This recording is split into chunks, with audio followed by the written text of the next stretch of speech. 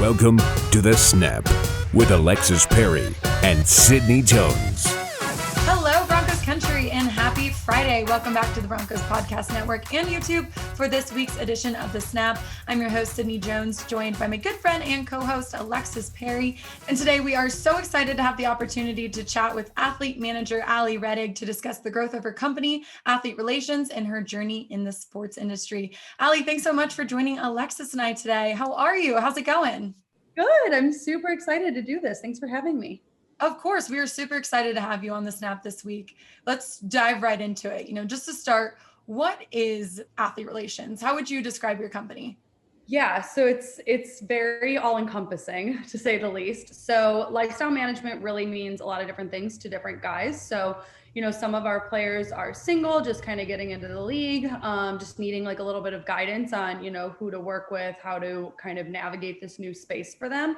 And then some of them are more veterans, they're settled down, they have a family, and it's more kind of wanting to enjoy, all of them want to enjoy it, but wanting to enjoy, being professional athletes and getting, the perks of what they should be having fun and building brand relationships and all these awesome things that, they see teammates doing and they see other people getting to enjoy. So having someone like us, that gets to, I would say, like funnel those things. So it can be anything from event planning to trip planning. We kind of take on a lot of hats. I joke that I'm like a therapist, a best friend, a travel agent, a event planner, like all these things kind of encompassed in one, but, really specifically doing it for NFL players is, a beast in itself, and making sure that, they're, the job is done right. Well, take us back to the early stages of developing this business. How did you come up with this idea, and how did you get your business off the ground? Yeah, I was lucky enough to start working in the sports industry kind of right after college at a couple agencies and kind of navigating the space around the PR and marketing side specifically. And those were definitely like not where I wanted to end up, but it was kind of where I found my in. And luckily enough, one of the agencies that I'd first worked for, their marketing and PR and client services departments kind of bled into each other a little bit, and they all helped each other out in an awesome way. So I got really good exposure from day one. And so when I did a lot of the work there, I kind of saw how many of the guys, and, they had some women too, but how many of the guys specifically didn't have, a lot of guidance if they didn't have these people to call. And so when I went into my next job, I was head of athlete relations at another agency and kind of worked my way through there, and then moved to LA and did some stuff there. That was the thing that stuck out to me the most, is like, there's so many players that don't have somebody to call when these things happen. And like, yes, some of it is very simple. It can be like making a dinner reservation or whatever, and kind of acting as that personal assistant. But the big things, right? Like if the average NFL career right now is like 3.4 years, you better make the most of those 3.4 years. You need to be working with the right people. You need to be working with the right brands. You need to be making sure that everything's taken care of, and go focus on your game. Like, what if it is a dinner reservation? Let us make it. Like, let us take care of that stuff and utilize cool partnerships, right? Like we have partnerships with like hotel companies and restaurant chains and all these things that are going to make your experience 10 times better. So really for me, it was seeing how many people didn't have that and didn't have somebody to kind of turn to in good and bad situations, right? Like we are there through all of them and involved in their family life and involved in every aspect. So for me, really, it was like, I need to make sure that this is done the right way and not how somebody else is going to want me to run it because I'm working for them. And luckily enough, I had some really good connections still in the industry and, the people that I wanted to work with, and kind of took off from there and started with one client and built my way up that way. And Shelby was actually one of my first clients. So I'm very, little soft spot in my heart for the Broncos and all that. So I mentioned before we got on, but wearing my little Broncos like vintage sweatshirt, I have such a soft spot for y'all's in my heart. So I think that was kind of like my first like really big in, and Shelby and I kind of both like took a little chance on each other and worked out. Well, this sounds like an amazing concept. Congratulations for getting this up and running and all the success that you've had so far, but I'm sure you faced some challenges along the way too. What were some of those early challenges that you were able to face and overcome? I think the biggest thing in any sports related job is getting a client, right? You can't cold call NFL players. You can't say, hi, here's my service. Do you like it or not? So I think that was the biggest thing is, proving one, that what I was doing was worthwhile, because I think a lot of people see some of it, and which is completely true, as I can do this on my own, or my wife handles it, or my brother handles it, or anything like that. But seeing the difference between I have this person that handles it versus this is a company that handles it. That's what they do for a living. They have partnerships that are going to make it an actual experience versus just getting done by a sibling or an intern or something like that. So that was the biggest challenge, I think, in the beginning, was kind of proving like what we were doing and making sure it was like done the right way. And two, and it's not really a challenge, but it's something that I've challenged myself with, is, sticking true to values and like what I wanted to make sure was, at the core of my company and the people that I was working with.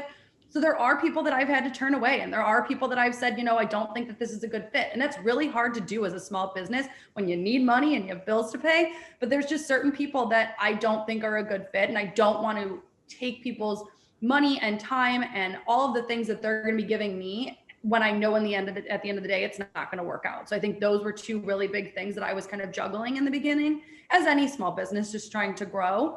But just sticking true with those and really like praying about it and making sure that I was staying true to those, I think is really what's kind of gotten me to a point now where I can say that I'm, growing continuously.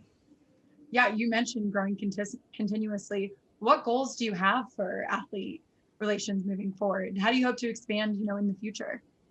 Yeah, like I said, I really just hope to keep working with players that really see the value in it and understand what we're doing and how it can really help them and their families, and help with the transition from team to team or into the league or out of the league or planning for that life afterwards. So I think that my main thing is to just keep growing in the right way. So I don't want to keep growing in a way that just, ends up exploding later and not being sustainable. Like, this is a long-term thing for me, and I want to be able to do this for the rest of my career. So I want to make sure that the space that I'm growing in is really where I'm needed and valued. So that's kind of where I see us going. I also, I don't think that it's going to ever be this giant beast like some of these other agencies and things like that. Like, I like staying smaller and, like I said, working with the right people in the right way. So my goal is to just grow, like I said, in that space specifically. But, obviously continuing to grow and being able to bring some other women in sports onto the team, and making sure that I'm employing, girls and women that are really have those same values that I do. That's definitely on my growth plan. You kind of mentioned this earlier. You can't just pick up the phone and cold call, an athlete. So how do you connect with your clients? Do you coordinate with their agents? What does that process look like? So once they're signed on, it's totally between the two of us. I was just mentioning that I had clients that are texting me right up until the time I go to bed. So speaking of, and the phone goes off. So no, it's definitely once they're signed on, it's a lot more personal. In the beginning, it's hard to kind of get that shoe in the door. So it could be through their agents, financial advisors, marketing managers, publicists. We have shoe-ins a lot of different ways. And we have a lot of really good, partnerships with, different agencies and things like that help us to have those connections. And as they grow, we kind of grow with them. But once the clients are signed on, it's us one-on-one all the time. It's phone calls, it's text messages, it's FaceTimes, it's anything that they need. You want to jump on a Zoom so we can share screens, whatever they need from us. That's really how we're communicating. And we keep obviously super diligent notes and files and things like that so that we have everything in one place. So we are communicating the least amount possible, so we're not bothering them, but they're calling us for as much as they need. But on the back end, it's, hey, we're just going to have this done. I'm not going to bother you 10 times to make sure that it's done. I've got all of this information right here and we're ready to go. Okay, just being nosy, what is one of the biggest services that your clients request the most? I wouldn't say request the most, but the biggest ones are big events. We just did Shelby Harris engagement a couple weeks ago. So that was a really big one. So we have these large scale events that take weeks or months to plan. So we do a lot of youth football camps. We help with wedding planning. We usually work in conjunction with a wedding planner who will be obviously on site and suggest vendors and stuff, but we work in conjunction with them. We're doing in the process of the middle of a honeymoon right now. So those are always big because you want them to be special. It's not just a regular trip. So those are all really big, but I'd say on a regular basis, it's kind of a lot of travel. So we do a lot of flights. Like I said, we have the hotel partnership. So that's with hotels across the country. So we do a lot of those. Rental cars, especially with COVID, when people weren't really flying, we were trying to figure out kind of navigating that space. Probably a few times a year we do moves. Obviously guys get traded and things happen and all of that. So, a move is a move, right? You can pack up a car and you can go, but you don't think about the dog has to come and the car has to come. And, now we need a new school for the kids. And, now the cable bill's got to go and you're switching all this stuff over. It's pretty extensive. So I'd say those are the biggest things that we work on. And then on a more regular basis, like I said, the travel, dinner reservations, things like that just take it off their plate and they know that it's done. Honestly, moving is the worst. I wish I had some help when I moved out here to Denver. I know. I need an assistant myself. Well, like you mentioned, Shelby Harris is one of your clients. how's it been building that relationship with him? As we all know here in Broncos country, he is one of a kind. The best. That is a perfect way to describe him. He and I have a very special relationship. So he was actually my first full-time client. So when I signed Shelby on, he was just entering the Broncos, or I would even say like area of kind of tipping in there. So he was, this was about over 3 years ago now. We always say like we took a chance on each other. Like I was still a small business. I mean, in every sense of the word, like I said, he's my first full-time client. I'd done some like little one-off things here and there at that point to prove. But you know, he took a chance on me and he said, you know what, sounds good. We got introduced by a mutual friend. And he was just like, I took a chance on him too, because really he could have not made it into the league and I would have been back at square one, but I put all my eggs in that basket just to like get started and keep going. And obviously it paid off for both of us. He's amazing and doing all these great things in Broncos country. And obviously we're still in business, so it worked out really well. But he's definitely somebody that you can't help but to get close with, especially with Steph, his wife. She and I have gotten really close, and the kids being as fun and as welcoming as they are.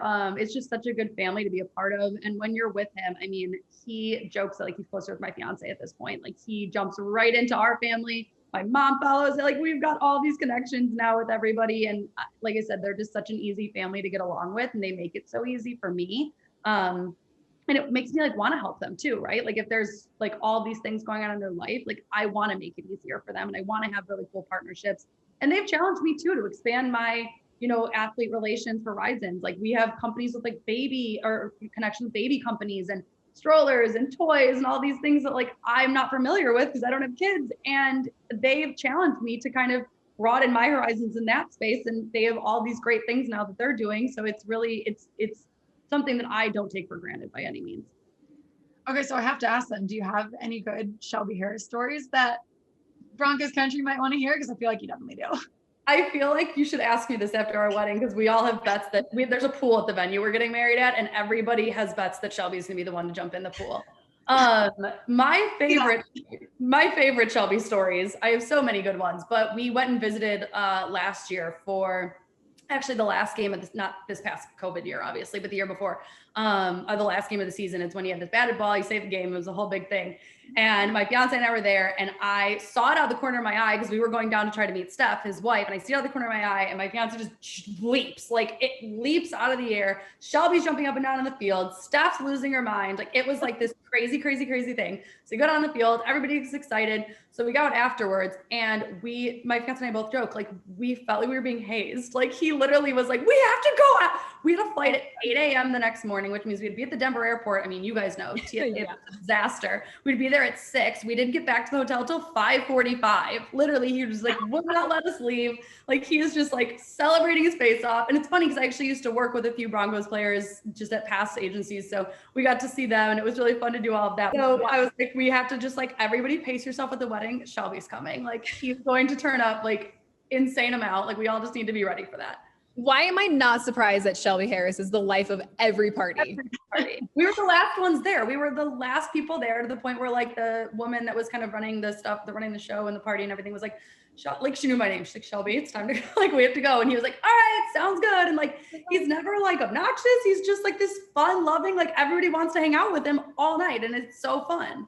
He is a blast. Okay, speaking of Shelby and being fun, I mean, I cannot wait to listen to his podcast. I know he just started it, Shell Shocked. Were you involved with that? How did you help him get it up and running? So the nice thing is he had Brandon involved, which I'm sure you guys know Brandon, super awesome guy. So I obviously am like not techie. I do a lot of the stuff on the back end, but like tech stuff is not my specialty. So he had filled me in really early and just been like, this is kind of what we're thinking about doing. And, you know, we've got really cool partnerships and different guests that we can bring on and stuff. So we're kind of helping on that end. So if he's ever playing a team that, you know, I have a client on that he wants to, you know, have on the show or something, I can bring him on. So that's going to be really fun to have little athlete relations collabs. So like I said, Brandon took over all the like tech side of it and getting everything set up and everything. And we're just helping with kind of now the front end, I guess you would say, of getting it out there and making sure that all the shows are going to be running smoothly and scheduling things. And maybe I'll make an appearance on his show too. He said something to me when I saw him at the engagement. I was like, I'm just going to tell stories about you the whole time. So if you want to risk that, then you can have me on your show. That would be a great episode. You should definitely do it. I feel like he needs to have us on, Sid. I know. Everyone. Come on, Shelby. Put in a good word for us, Ally. I got you guys. I'll just sneak in the schedule and just add a couple things in there. Well, Ally, you talked about this a little bit earlier. You helped plan the surprise party for Shelby and Stephanie's anniversary. And I want to give everyone listening a little background because it's so cute. I was reading his Instagram caption that he made about it. Him and his wife eloped a couple years ago. And he said that he never got the chance to propose or give her the wedding of her dreams. So he planned this whole wedding anniversary surprise for her. And you were able to help with that. How fun was it doing that? I left and I got home and I just said to myself, I'm like, we've done a lot of really cool events and I've done some, and probably larger scale than this in the sense of like what it actually was. But this was by far the most meaningful. I mean, it was a couple, like I said, that I've gotten so close with, my family's gotten so close with, like we adore them. I mean, in every sense of the word. So, being tasked with such a big deal, it was such a cute story and such a fun thing for them to do. And we're helping with the wedding that's going to be coming up, or the reception, the party. So we've been helping with that for so long. And when he called me and he was like, we're already doing the wedding, we might as well work all the way backwards and do the proposal. And I just started dying laughing. And I was like, and I just got so excited. I was like, this is going to be so great.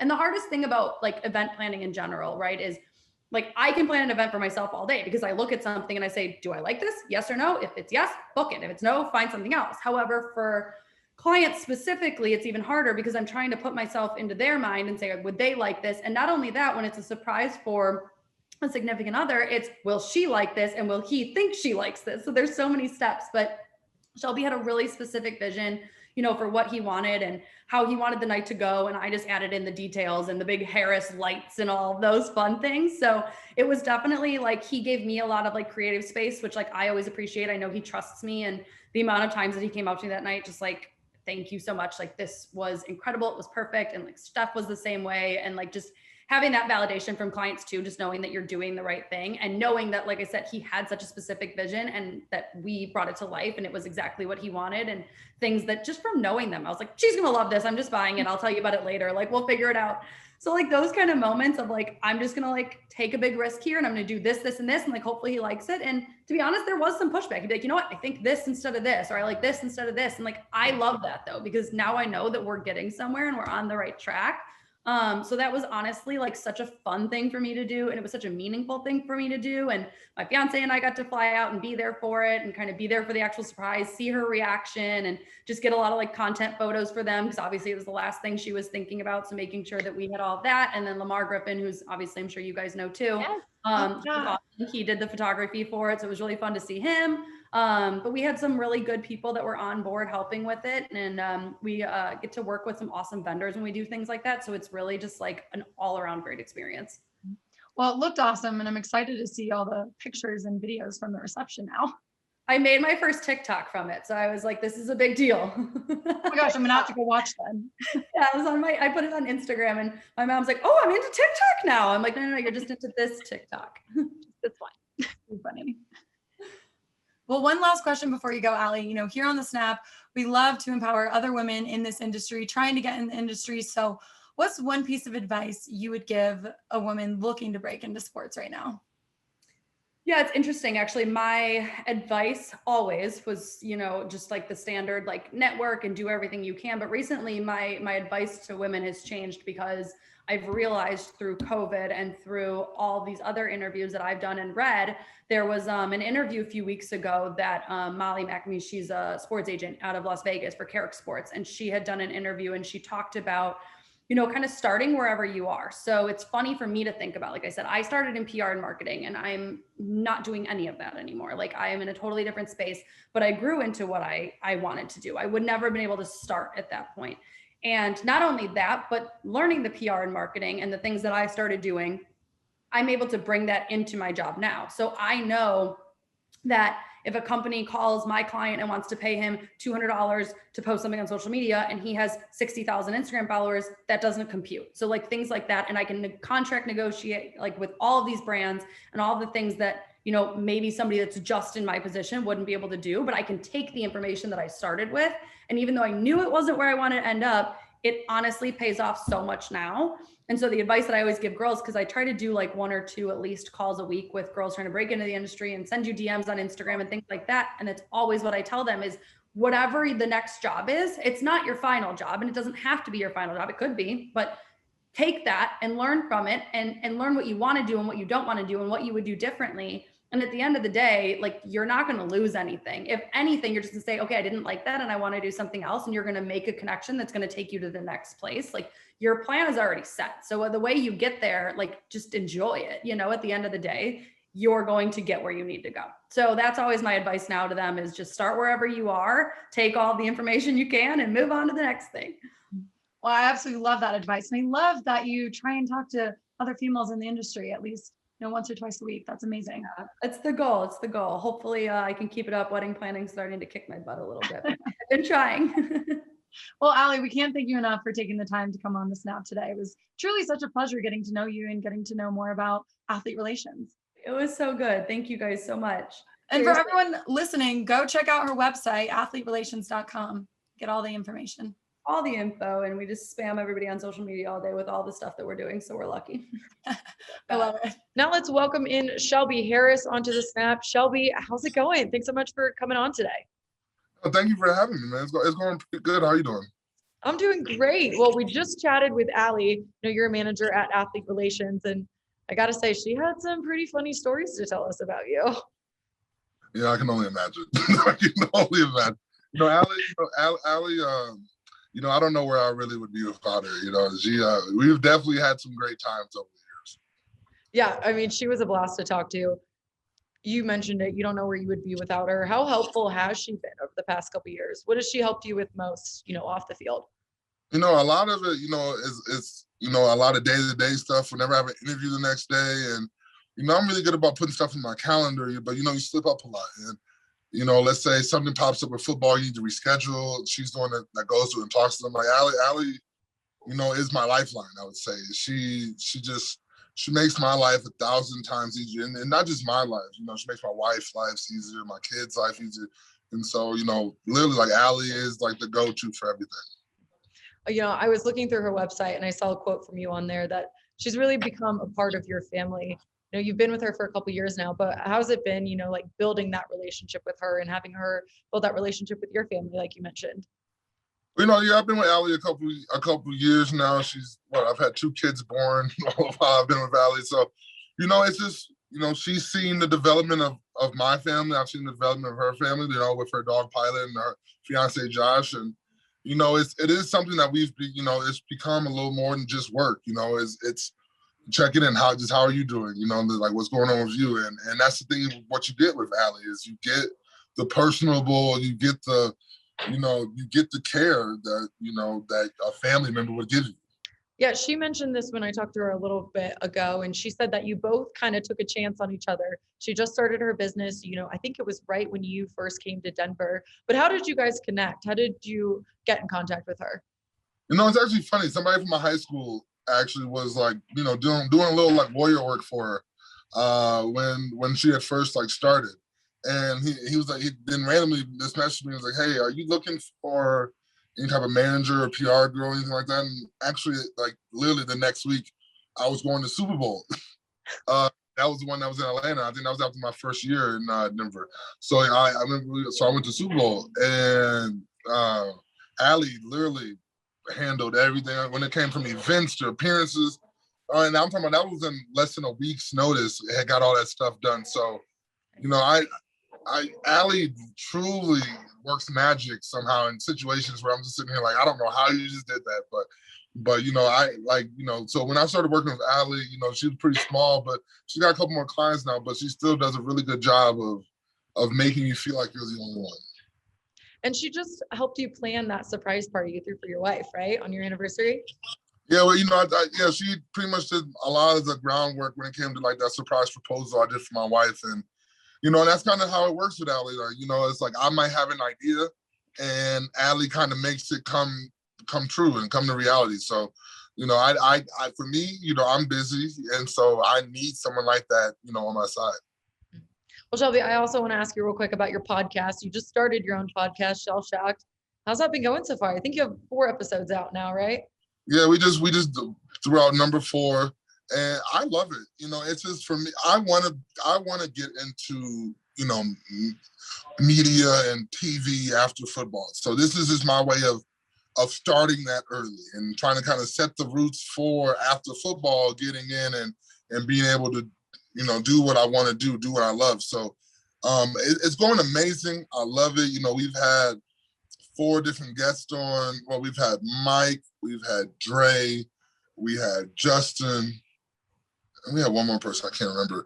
But it's been a great experience, and it's just you get to see the perspective of necessarily the media, like just working like that and see how you got to try to get more answers out of people, how you got to make them try to draw out their answers. And it's been a great experience, and I really enjoy it. It's kind of hard, isn't it? Like, it's surprisingly hard. It actually is. Like, you realize it's all based off of the question you ask. You got to frame your question the right way. And the way you ask it. Mm-hmm. Sure. So it's like, I'm learning all this stuff, but, I'm loving it. I finally have a hobby, and that's like, I have a hobby of something I actually enjoy doing. So I'm having fun. What's kind of the theme behind it? Is each episode a little different, or what have you guys talked about on it? I'd say each episode is a little different. Each episode, it's based off of kind of what's going on in the week in sports. But then also, I want to always give, the people that come on a chance to talk about their foundation and talk about, whatever they have going on. But then, I wanted to feel like we're in a locker room, like we're just like over there, just talking. And I feel like we've really gotten that out of people the first couple of weeks. Yeah, I agree. Guys, look forward to hearing more of Shelby's podcast. Shelby, really appreciate you taking the time and coming on the Snap this week. Well, thank you. Thank you for having me on. Well, that'll do it for this week's episode of The Snap. Thanks again to Ally for being this week's featured guest, and also to Shelby Harris for joining us. Make sure to hit the subscribe button and follow the Broncos Podcast Network on Twitter to stay up to date on The Snap's latest episodes. See y'all next time.